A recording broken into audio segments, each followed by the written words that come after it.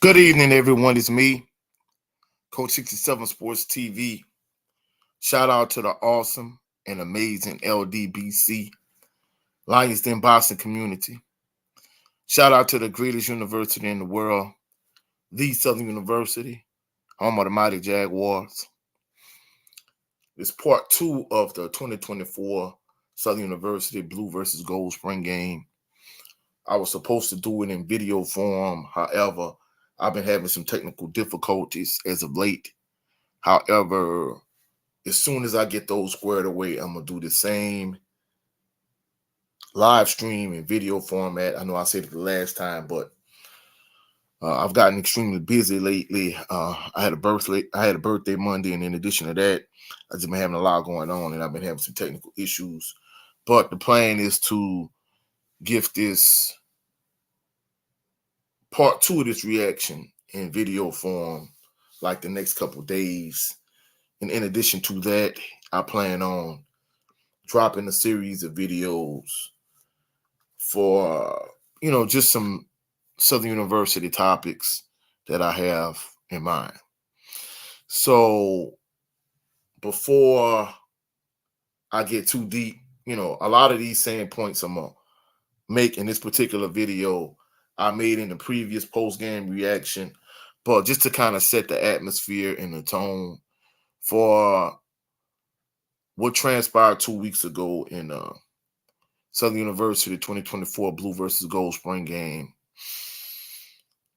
Kickoff was at 1 o'clock, and at this time of year, it's not as hot and humid as it's going to be in August, September. So it wasn't as hot and humid. Ordinarily, I sit on the east side, and I'm gonna have a video coming up about that. A story time of why I sit on the east side is a long story. But ordinarily, I sit on the east side. However, for the Blue versus Gold spring game, everyone sat on the west side, which is the home side of Southern University. Ordinarily, I sit on the west side. So it's the heat of the day. It's 1 o'clock. It's not as hot, not as humid as it is going to be in August, September. However, it's still the heat of the day. It's a dry heat.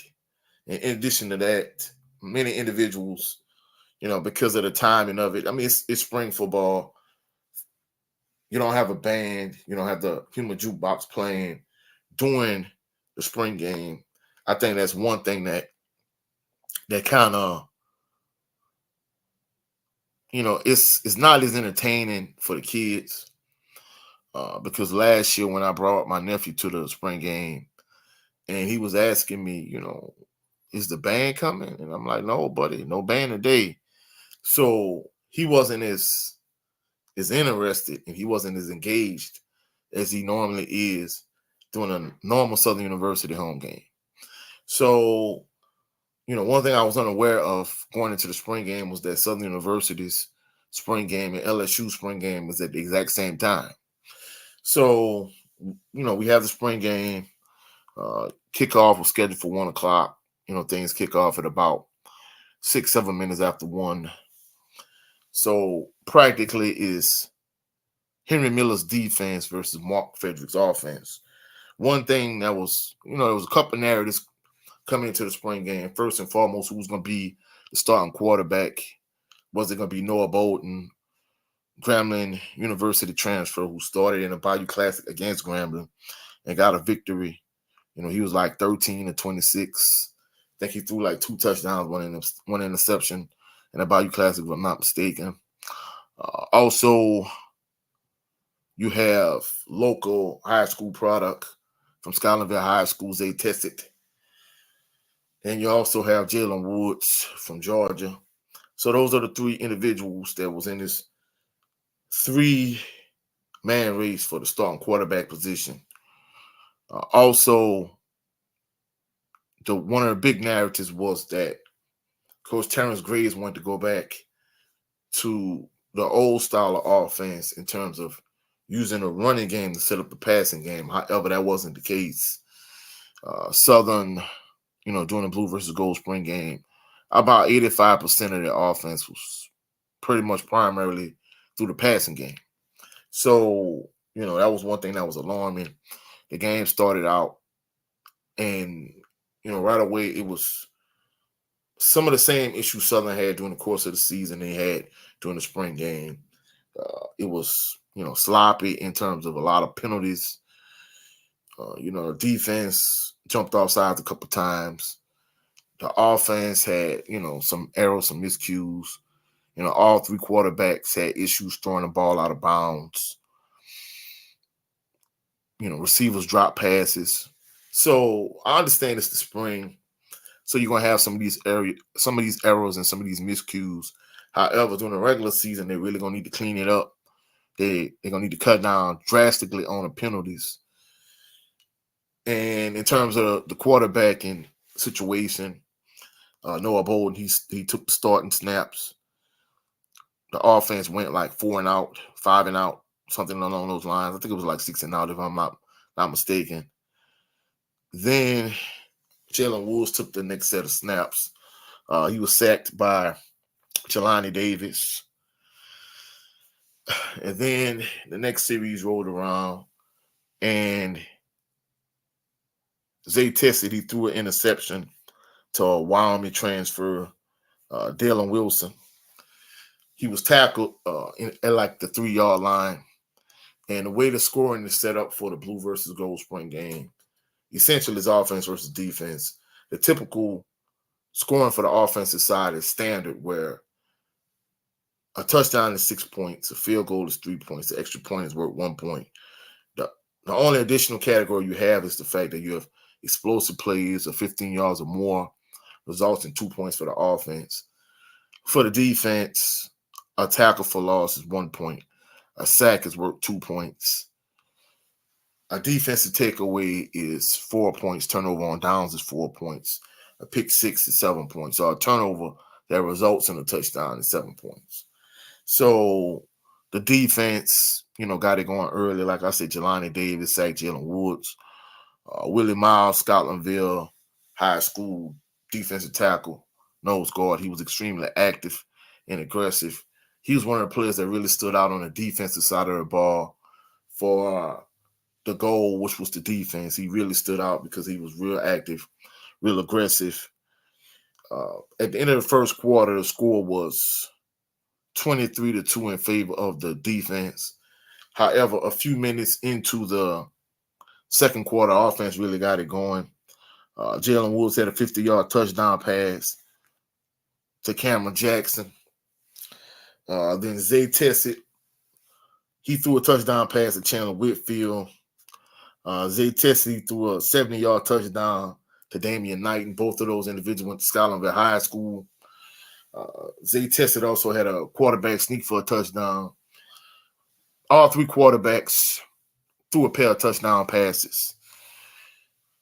Noah Bolden, he took most of the snaps. But, one thing I could say that was different about this spring game versus the spring game the previous spring, where you had, Dylan Maroda and Noah and Harold Blood. Harold Blood took the lion's share of the snaps, and he got by far the most snaps last spring, whereas this spring, it seemed to be somewhat balanced, where it seemed, even though Noah got more, he got more snaps than the other two, for the most part, they pretty much was, all three quarterbacks were on an even playing field, where it seems as if with Harold Blood, he was the clear-cut starter, and it was that way during the spring, and it ended up being the case as the season progressed.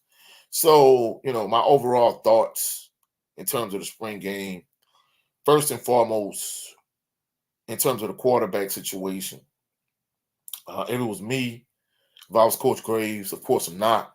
However, if it was my decision, first and foremost, I think Noah Bolden would be my starting quarterback, because just from a coach's perspective, I think he did a better job in terms of going through his progressions.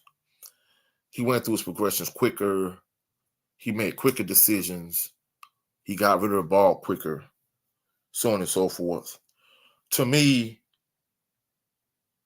Noah Bolton and Jalen Woods, they kind of close in terms of, even though I think Jalen a little bit taller, they kind of similar in terms of the way they look, in terms of their mechanics, in terms of the way they play, their playing style. They seem like very similar, even though according to others, Zay Tessett and Jalen Woods are more dual threat quarterbacks, whereas Noah is more of a pocket passer. But from what I see, from my perspective, to me, I think Zay Tessett of the three, I think he's the most athletic. However, I think in terms of his mechanics, his throwing motion, his footwork, I think he's the lowest of the three. But even with that being said, I think he's the most athletic. My issue with Zay Tessett is, well, first and foremost, in terms of his throwing motion and his throwing mechanics, if he was a pitcher, like the vast majority of his pitches are fastballs. Even when he throws the ball like further down the field, everything's on a straight line. He doesn't put enough arc and touch on most of his passes. He did it, in certain instances, but for the vast majority of the time, like everything is hard, straight, tight spiral, and he has to kind of vary his passes. And in addition to that, he's the only left-handed of the three quarterbacks, but his throwing motion and his throwing mechanics are a little bit funky. I think he needs to address that. One of the individuals that was sitting behind me from the Southern University Quarterback Club, basically he was saying uh, that the coaches have been working with him on his throwing mechanics and his throwing motion. My response to that, I think that might be just his natural throwing motion, in my opinion. So maybe that's just the way he throws, the ball naturally. So, that's it in terms of the quarterback race. If it was me, Noah would be my starter. Jalen Woods is a close second. Zay would be third, but Zay is the most athletic of the three. I would have a package for him in terms of, read options, on read, whatever. Zay Tessett, he had the one almost pick six. He threw a pass, Wyoming transfer. Dalen Wilson intercepted it. He returned it to the 3-yard line before he was tackled, before he was able to make the touchdown for the defense. So, you can't have that type of mistake that early in the game. It gives, had it been an actual game, it gives the opposing team a lot of momentum. The biggest area of concern for me was the offensive line by far. The defensive line pretty much dominated the offensive line. The offensive line was not able to run the ball. They got a lot of pressure on all three quarterbacks early. And it seems that as if, as the spring game progressed, the offense started to find a rhythm and the defense started to fatigue. Maybe it was one, maybe it was the other. I think it kind of was a combination of the two. But more than anything, I think the biggest area of concern is the offensive line. I'll probably say after that, the secondary, they gave up a lot of big plays. They have a young secondary because they had a senior-heavy secondary last season. So I think the biggest area of need by far, the biggest area of concern by far is the offensive line. Second to the offensive line is the secondary. I think those are the issues that you really need to address. Also, in terms of the offensive line, they need to do a better job running the ball. I know Kendrick Grimes did not play in the spring game. It was Kobe Dillon. Kobe Dillon played. Who else played? I'm trying to think what other running back played. I know Kobe Dillon. He took the first team snaps. CJ Russell, he played also. They had a third running back that I did not know. So those were the three running backs: Kobe Dillon, CJ Russell, and the third running back. Also, they played a variety of different wide receivers. They played a lot of wide receivers. A ton of wide receivers played. In terms of the quarterback race, Coach Graves made it clear that he's not naming a starter. He probably won't name a starting quarterback until the season starts. So that's another interesting dynamic to really look out for in terms of who's going to be the starting quarterback. You know, the narrative last year was that Jalen Woods and Zay Tessett was by far the most talented quarterbacks on the roster. Not the best quarterbacks, but the most talented. I think 2 weeks ago during the spring game, I think that was debunked. I think they're decent quarterbacks, but it's clear and obvious that they're young quarterbacks. So the fact that either one of those quarterbacks would have been a better option than Harold Blood, I mean, I don't know. I think the thing that Coach Eric Dooley realized kind of leading up to the FAMU game was that he had to lean more on the running game. But the problem is he didn't have the offensive line that he had the previous year, just years past at Southern University. He didn't have guys like Ja'Tyre Carter and Dallas Black and Jeremiah Stafford. Kendrick Baptiste, whoever. You didn't have those type of offensive linemen. Lundy Wells. You don't have those type of guys. So you can't just move the defense against their will the way they were able to do in the past. So that's, the offensive line is, like I said, in my opinion, the biggest area of concern. So in terms of the narratives, coming out the spring game, one, which one of those three quarterbacks is going to be the starting quarterback? Two, how much can they improve the offensive line? Will they be able to bring in more experienced veteran offensive linemen that they could really plug and play right away? That's another narrative. From a defensive standpoint, they're going to have to get rid of and do away with all of those offside penalties that they had during the course of the season. The discipline on both sides of the ball needs to improve because, the offense had, a couple illegal formations. They had a ineligible receiver downfield, a couple false starts. Defense had a couple offsides. So in terms of the penalties, on both sides of the ball, they need to clean up the penalties. They need to have more discipline overall as a team. In addition, they didn't, except for the pick six that Zay Tessett almost threw. That was the only turnover that I really saw. But you can't, this coming season, Southern needs to minimize the penalties and the turnovers. Definitely. The offensive line needs to improve. The secondary, they gave up some big plays, but I think the defense kind of fatigued as the spring game progressed because they started out hot.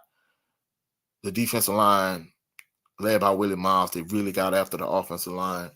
So, a lot of narratives coming out of the spring game is, like I said, who's going to be the starting quarterback?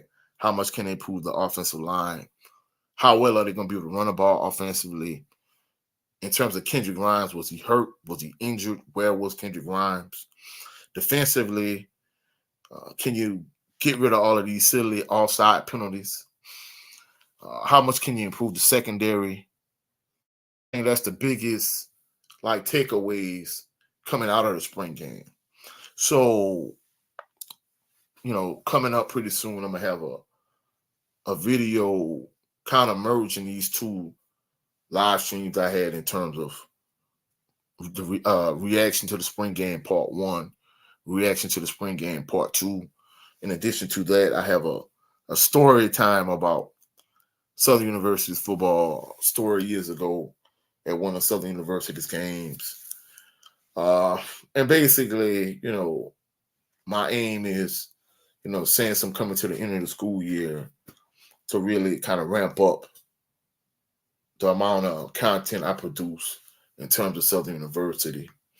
So, this live stream was more to kind of set the stage for the video I'm gonna hopefully drop in the next couple of days. In terms of the spring game, then a few other videos that I want to drop.